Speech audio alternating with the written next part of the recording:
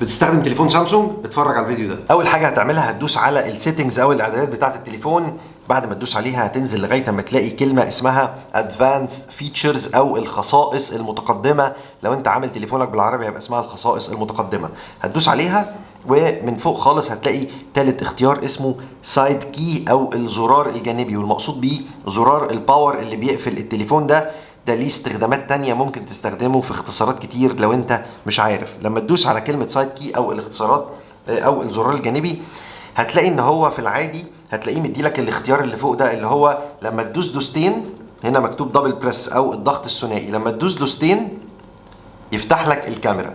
لكن انت ممكن تختار زي ما انا مختار هنا، انه تختار ابلكيشن معين، وبعد ما تختار الاختيار التاني ده اللي هو اوبن اب او افتح التطبيق تدوس على علامة السيتنجز وتختار مثلا الفلاش.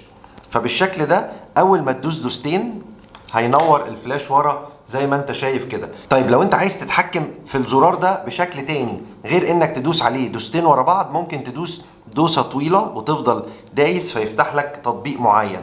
لو عايز ترجع هنا للمنيو ممكن تخليه يوديك على المنيو بتاعة الباور اللي هو الاستخدام العادي بتاعه، انك تدوس دوسة طويلة فيوديك على الاستخدام الطبيعي. انا مغير استخدامه وبيفتح لي تطبيق معين زي ما انا عايز. وتقدر من هنا كمان تختار اي حاجة. انا اخترت الفلاش لايت، شوف انت هتختار ايه من كل التطبيقات واكتب لي رأيك في التعليقات. وانا تامر، وفي الاخر بقى ما تنساش تعمل سيف للفيديو، شير مع اصحابك، فولو عشان تشوف الحاجات الجديدة.